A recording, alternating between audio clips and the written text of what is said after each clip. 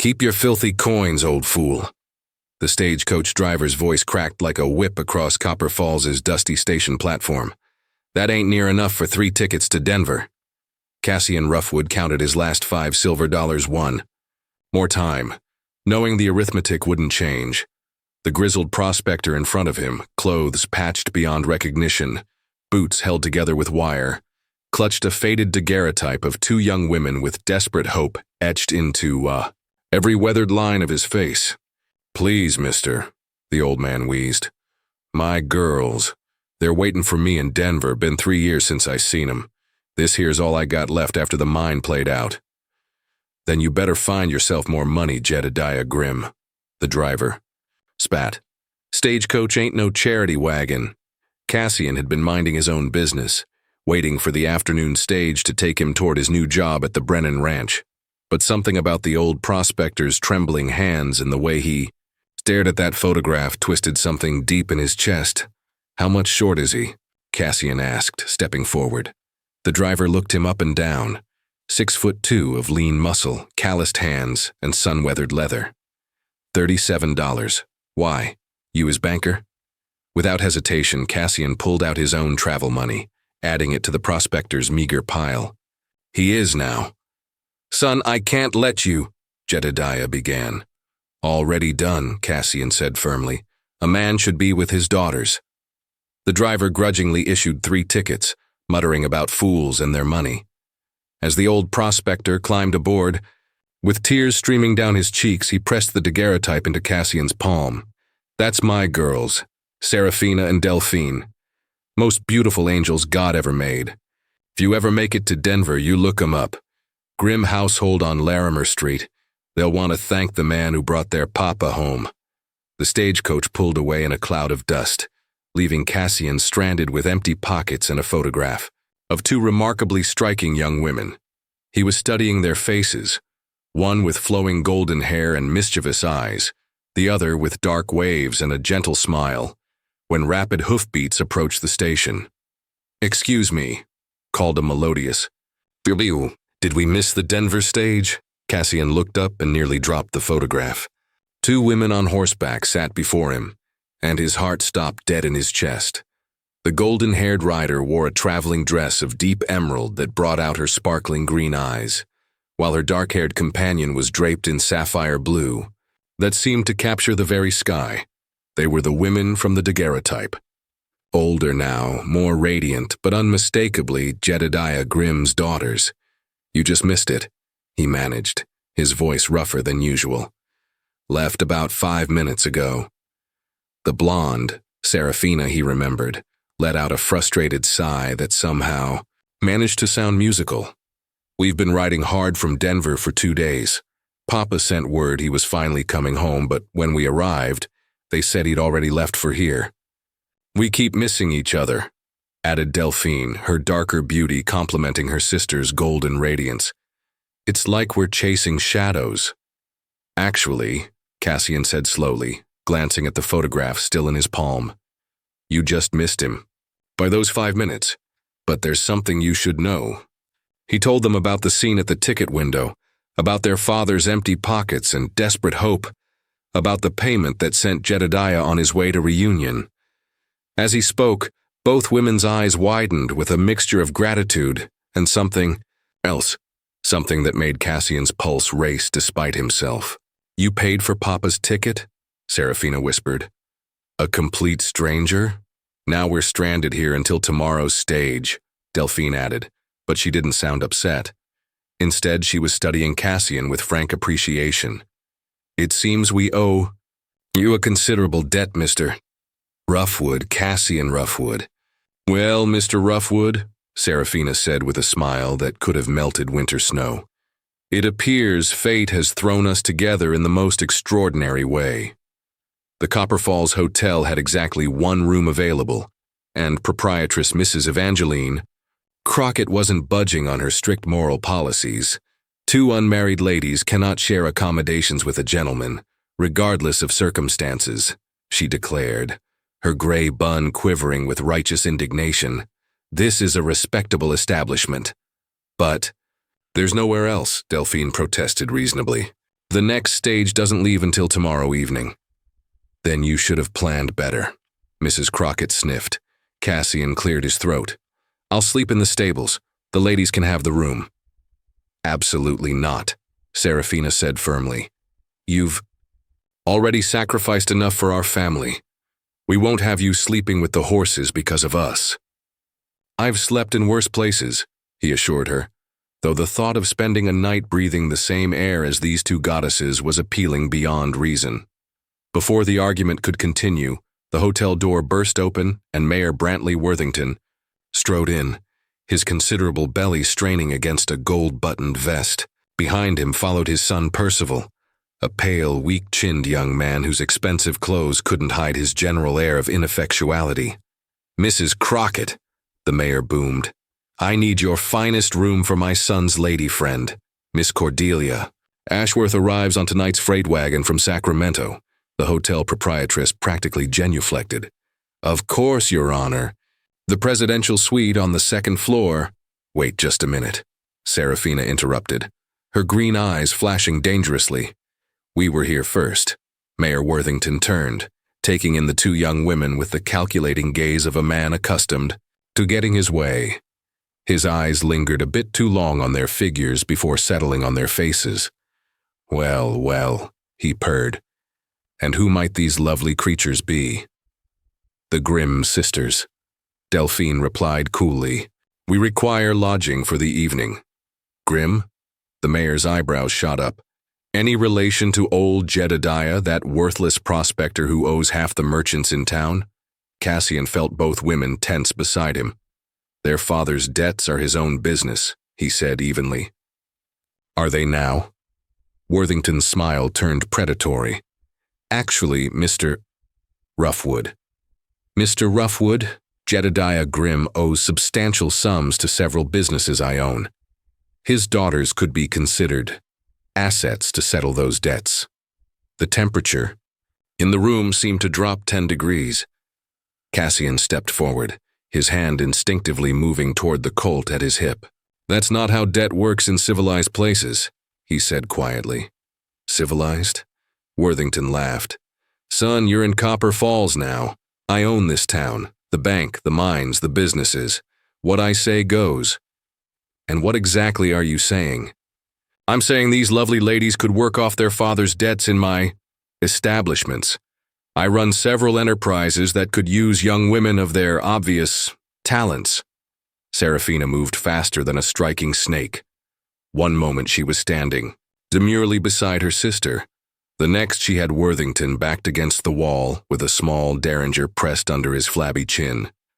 Sir, she said in a voice sweet as honey and twice as dangerous, I suggest you reconsider that proposal before I redecorate this lobby with your brains. Where did she? Percival squeaked. Family tradition, Delphine said mildly, producing her own small pistol from the folds of her skirt. Papa taught us to be prepared for men like your father. Worthington's face had gone purple. You can't threaten me. I'm the mayor. And we're the daughters of a man who spent 15 years mining in Apache territory, Serafina replied. Guess, which education is more relevant to current circumstances? Cassian found himself grinning despite the tension. These weren't helpless damsels needing rescue. They were wildcats in silk dresses. Now then, Serafina continued conversationally, never moving the gun from Worthington's throat. Here's what's going to happen. You're going to apologize for your disgusting suggestion. Then you're going to find us suitable accommodations at reasonable rates. And if we hear even a whisper about debts or settling arrangements, my sister and I will demonstrate exactly what Papa taught us about dealing with claim jumpers. Are we understood? You're insane, Worthington gasped. Probably, Delphine agreed cheerfully.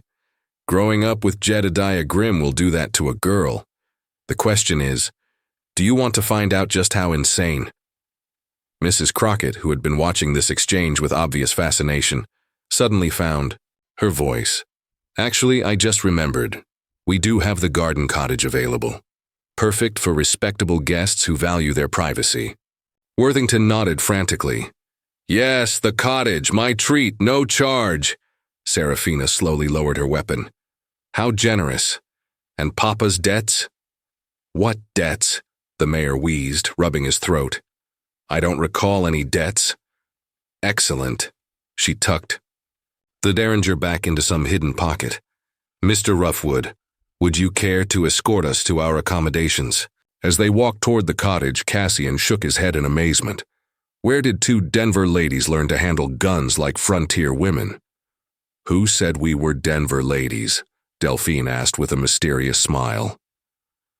The garden cottage sat behind. The hotel like a fairy tale refuge.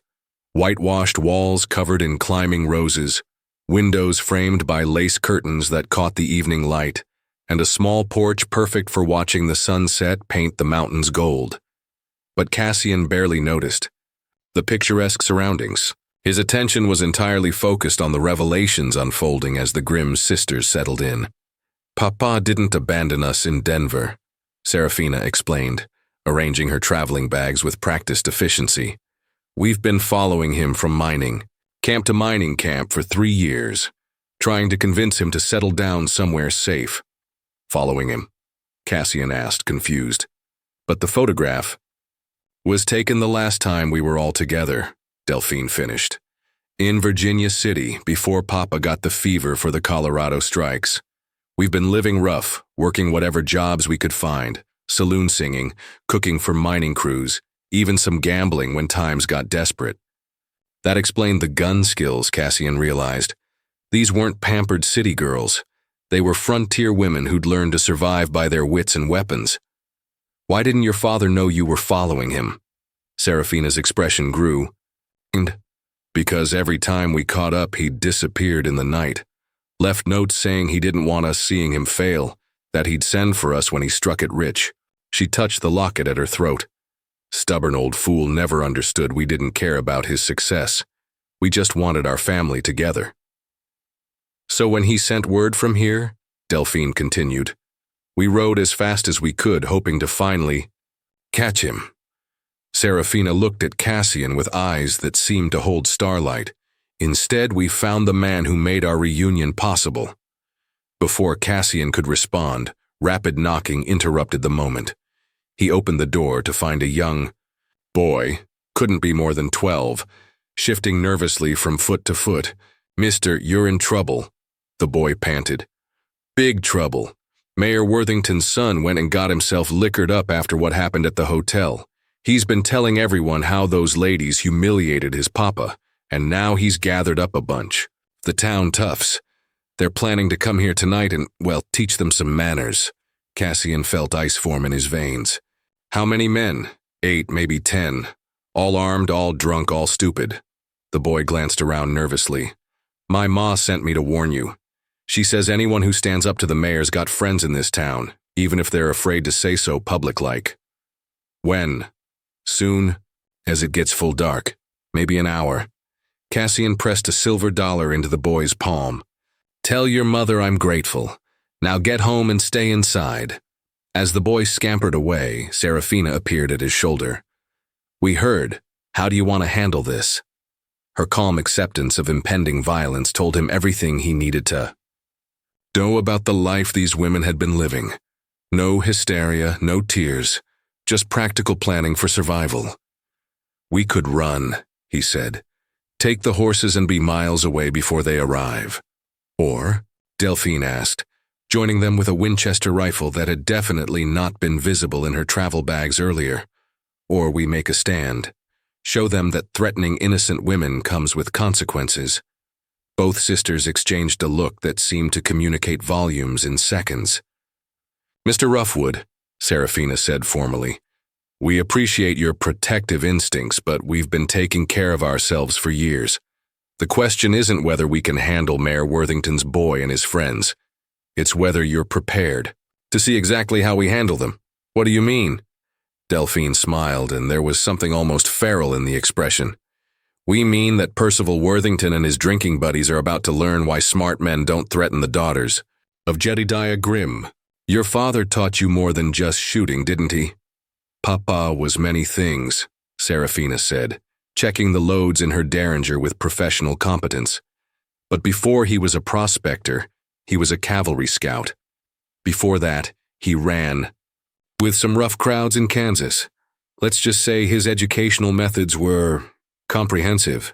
As if summoned by their conversation, the sound of drunken voices and clumsy hoofbeats began to drift through the evening air. Percival Worthington's slurred commands mixed with crude laughter and the clink of bottles. "Showtime," Delphine murmured, moving to the window with her rifle. But Cassian caught her arm gently. "Wait, before this starts, I need you both to know something." They looked at him with identical expressions of curiosity and growing affection that made his heart race. "I helped your father today because it was the right thing to do.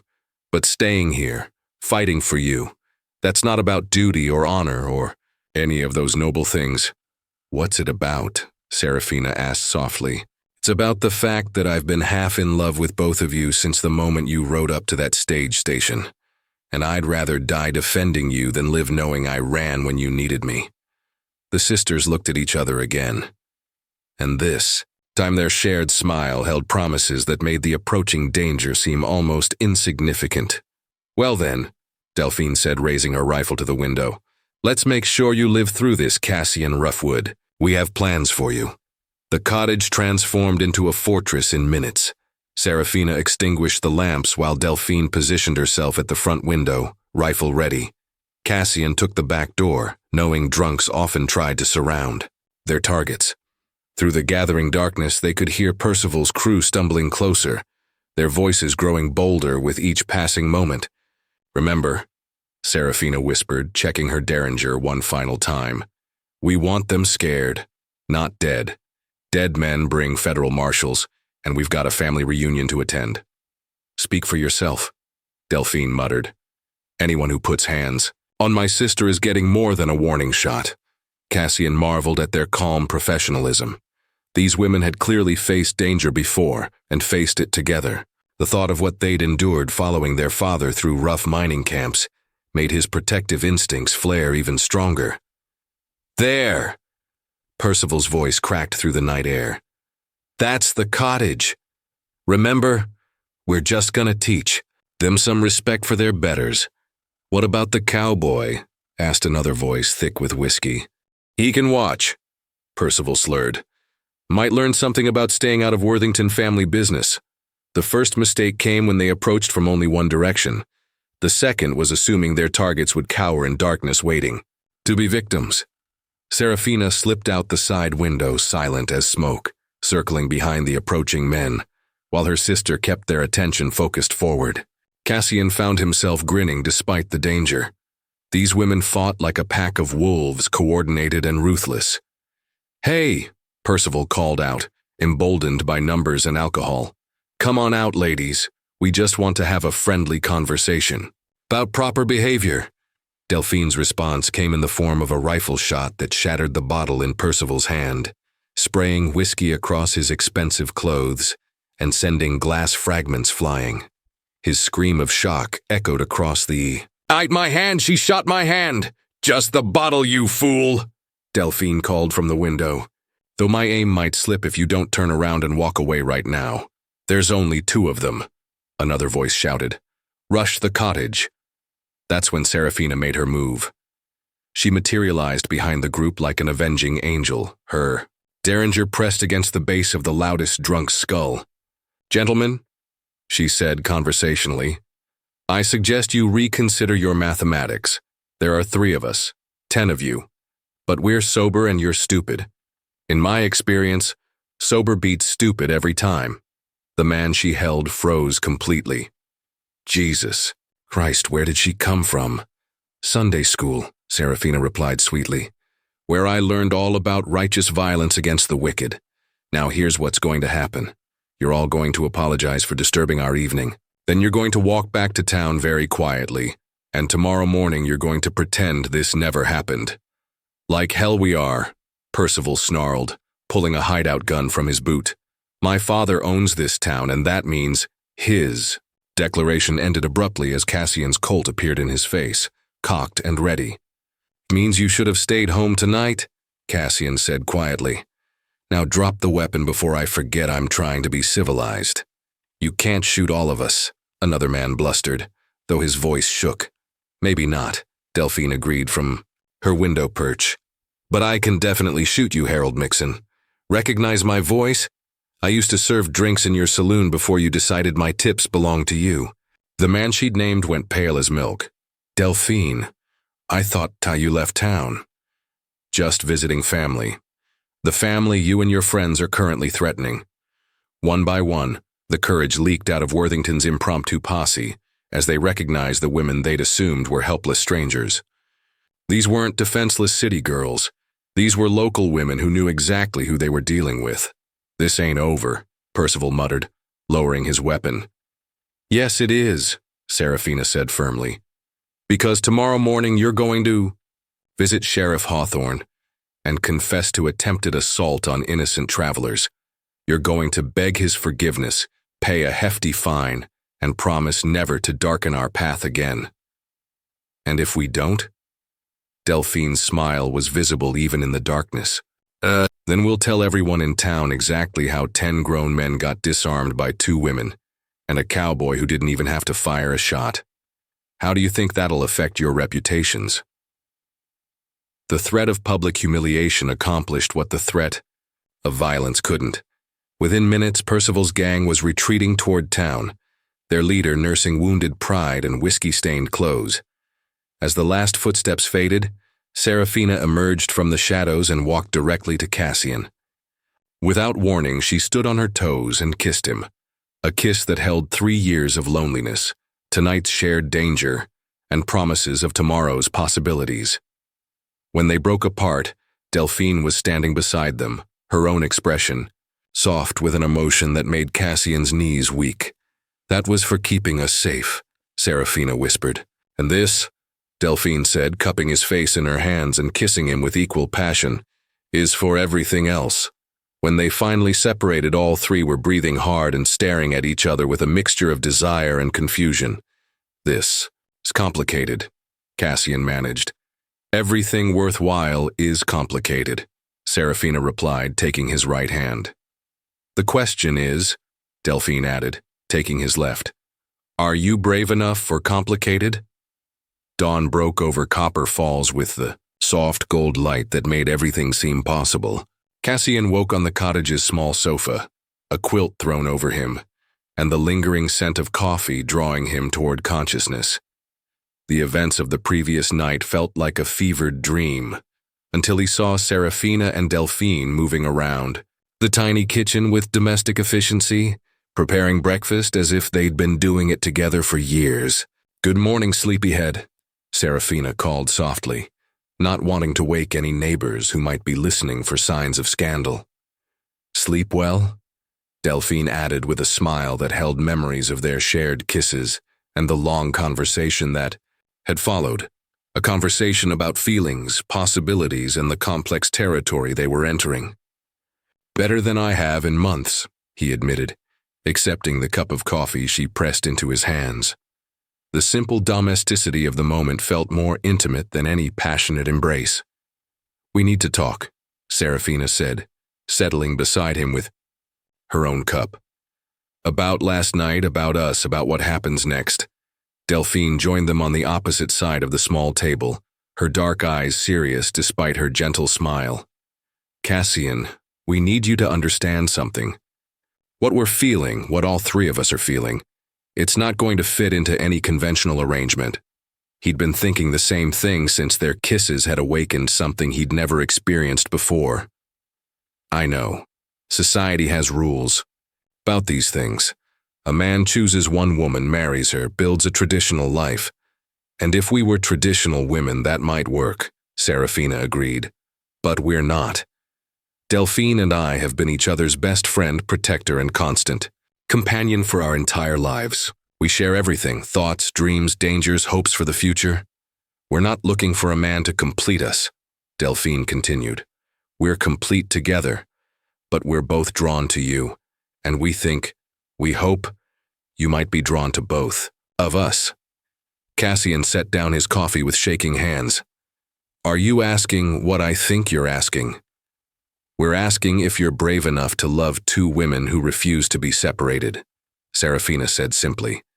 If you're strong enough to build something, new instead of settling for something conventional. In places like Utah territory, plural marriage is accepted, Delphine added. Not legal everywhere, but practiced. And there are other arrangements, partnerships that exist outside formal law, but inside genuine commitment. The possibility hung between them like morning mist, beautiful and fragile and utterly transformative. What about your father? Cassian asked. What about society's judgment? Papa raised us to think for ourselves, Serafina laughed.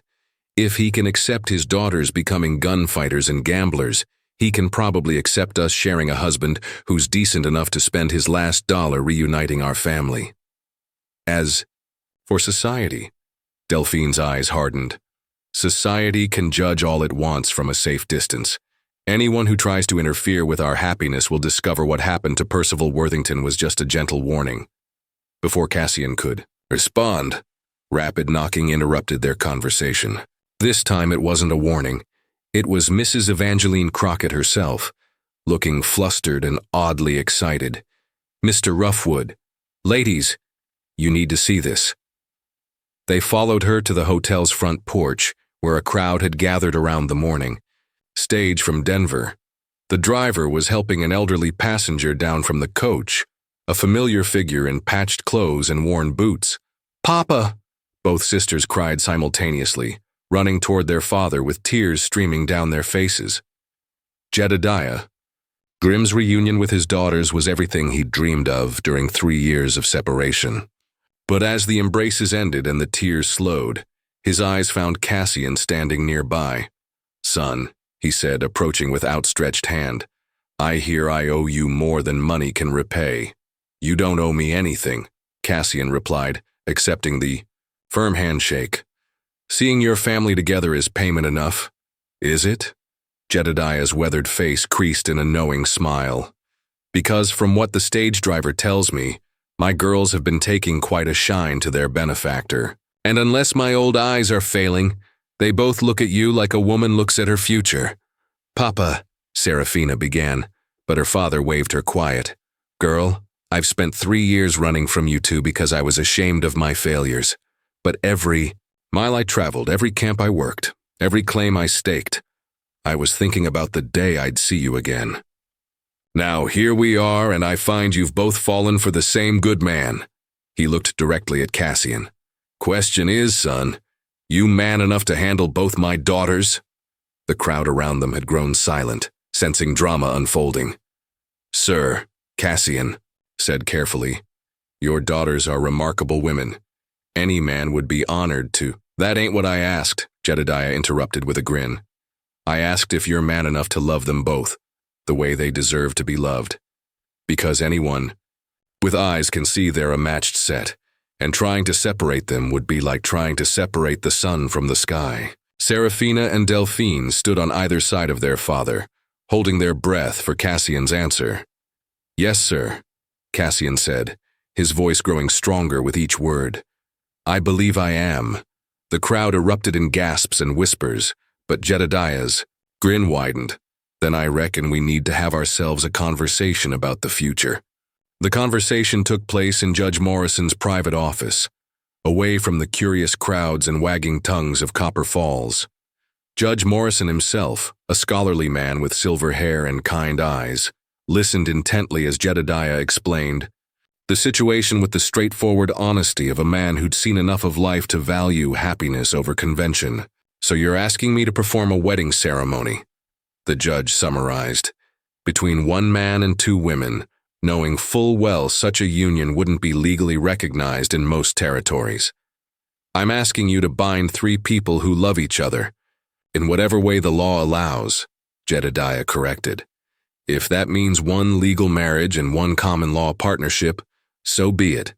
If it means something else entirely, we'll make it work." Serafina and Delphine sat on either side of Cassian, their hands intertwined with his, presenting a united front that was impossible to ignore. "Your Honor," Serafina said respectfully, "we understand the complications. We're not asking you to break the law or compromise your principles. We're asking you to help us find a way to live honestly and openly as a family." Judge Morrison removed his spectacles and cleaned them thoughtfully. In 40 years of legal practice, I've seen many unusual situations. Common law marriages, partnerships, arrangements that exist outside formal recognition but within the bounds of human decency. He looked directly at the three young people. The question isn't what I can do legally. It's what I should do morally. And what does your moral compass tell you? Delphine asked quietly. It tells me that love is rare enough in this world that when we find it, in whatever form it takes, we should cherish it, not destroy it with arbitrary rules. The judge smiled. However, I have practical concerns about your future welfare. Such as? Cassian prompted. Property rights, inheritance laws, legal protection if something happens to one of you.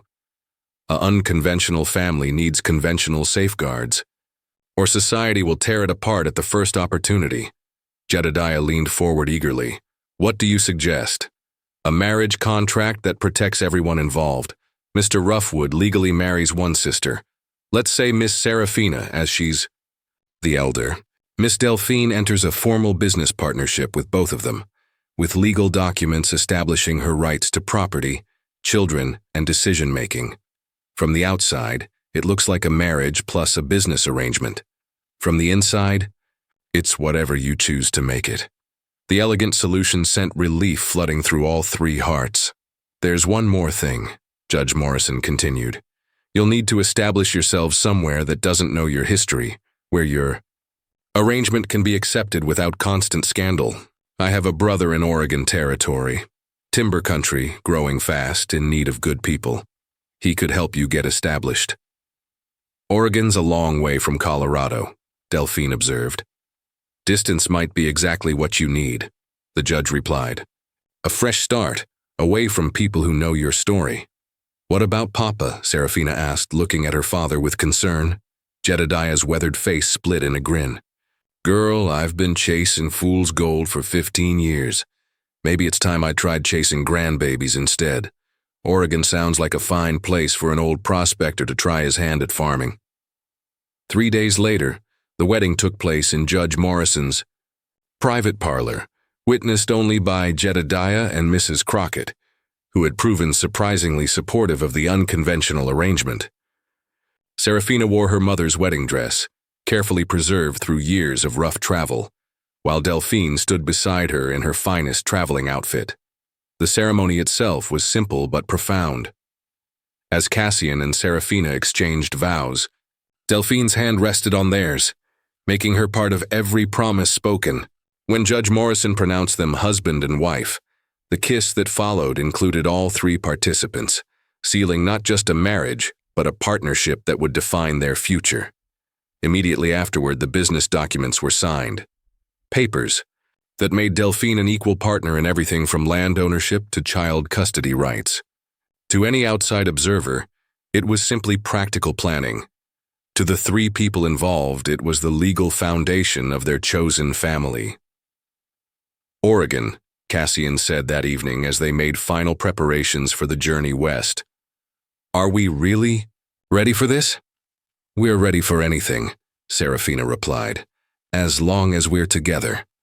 All of us, Delphine added, taking both their hands. Whatever comes next, we face it as one family. Outside their window, Copper Falls settled into another quiet night, unaware that it had just witnessed the beginning of a love story that would echo through generations. The old stagecoach ticket had indeed changed everything, but in ways none of them could have imagined when Cassian first counted out those silver dollars for a desperate father's journey home.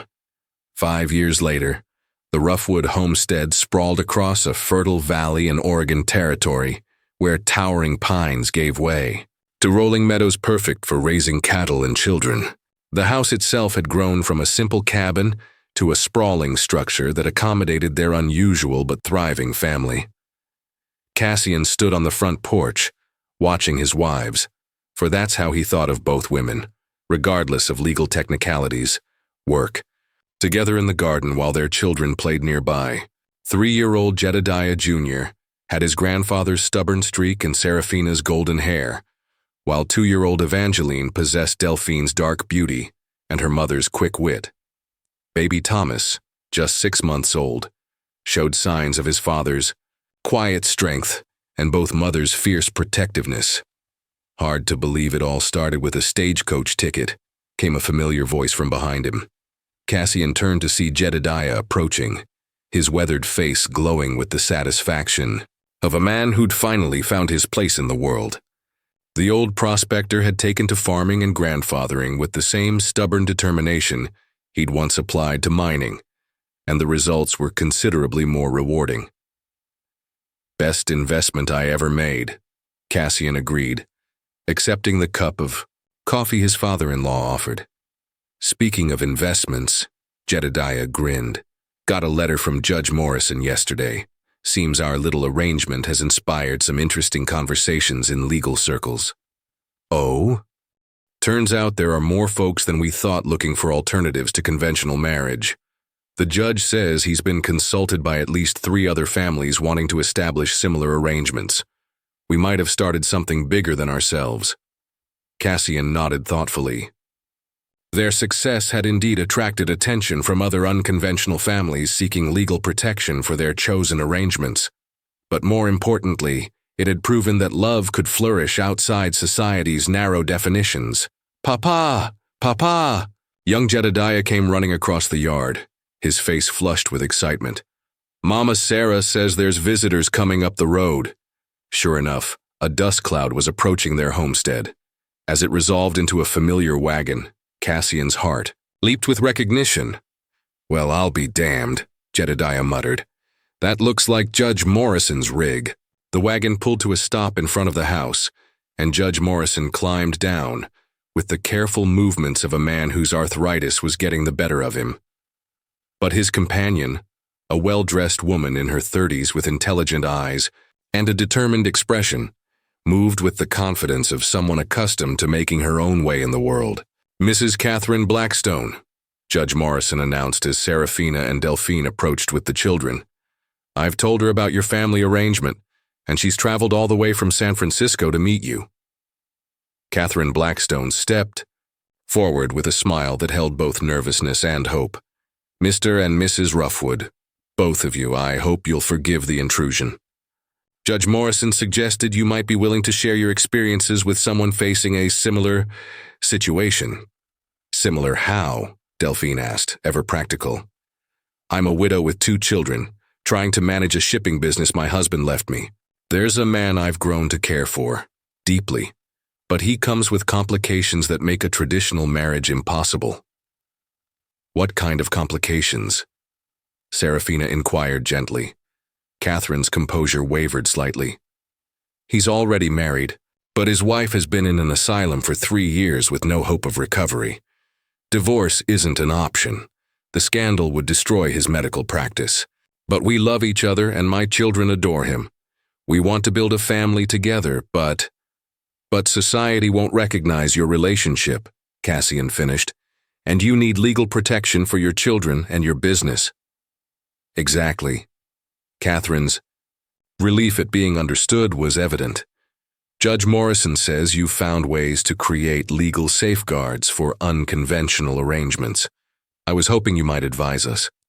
Over the next 3 days, Catherine stayed with their family, observing how their partnership functioned in daily life.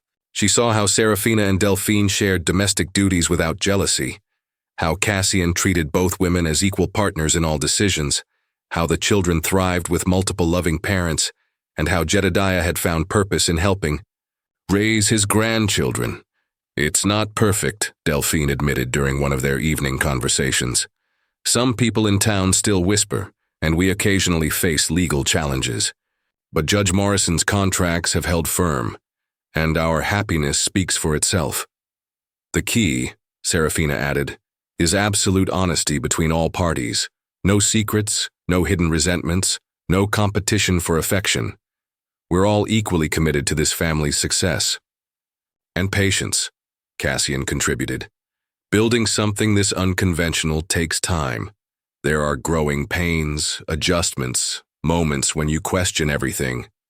But if the foundation is solid, genuine love and mutual respect, you can work through anything. On Catherine's final evening, she sat on the porch with the family, watching the sun set behind the mountains while the children played at their feet. "I've made my decision," she said quietly. "When I return to San Francisco, Dr. Henley and I are going to follow your example. Create legal partnerships that protect everyone involved. Build our life together openly and honestly. It won't be easy," Delphine warned. "Nothing worthwhile ever is," Catherine replied with a smile that reminded them all of their own journey. "But you've shown me it's possible. That's worth any struggle we might face." Judge Morrison, who had been quietly observing the week's interactions, cleared his throat. "Mrs. Blackstone's situation has given me an idea. What would you think about establishing a formal consultation service? Helping other unconventional families navigate the legal and practical challenges of their arrangements?" The suggestion hung in the evening air like a revelation. "We could help people who don't fit society's mold," Serafina mused. "Families like ours, who need legal protection and practical guidance," Delphine continued. "It would give purpose to our own struggles," Cassian concluded. "Turn our hard-won experience into something that benefits others." Jedediah chuckled from his rocking chair. "Started with buying a stagecoach ticket. Ends up changing how families work across the territory. Life's got a sense of humor, don't it?" As if summoned by their conversation, young Jedediah climbed into his grandfather's lap and asked the question that seemed to sum up their entire journey. "Grandpa, why do some people have one mama and some people have two?" "Well, boy," Jedediah replied with twinkling eyes, "some flowers grow best alone, and some grow best in bunches. The smart gardener learns to tend whatever grows, long as it's healthy and brings beauty to the world." That night, as Cassian lay between his wives in their large bed, custom built by the local carpenter who'd long since stopped asking questions, he reflected on the extraordinary path that had led them here. A simple act of kindness at a stagecoach station had grown into something that challenged society's assumptions about love, family, and commitment. "Regrets?" Serafina whispered in the darkness. "Only that we didn't find each other sooner," he replied. "We found each other exactly when we needed to," Delphine murmured against his shoulder. "And we're going to help others do the same." Outside. Their window, Oregon Territory, stretched endlessly under star-filled skies, full of possibilities for families brave enough to write their own definitions of love and happiness. The stagecoach ticket that had started it all was framed now, hanging in their front hallway, a reminder that sometimes the smallest acts of generosity can change not just individual lives, but the very fabric of how society understands the human heart. And in the morning, they would begin the next chapter of their story, helping other unconventional families find their own paths to happiness, one legal document and one courageous heart at a time. The cowboy who had once paid for an old man's travel ticket had indeed gotten far more than he bargained for. He had gotten a love that would echo through generations, and a purpose that would help reshape the American frontier's understanding of what family could truly mean.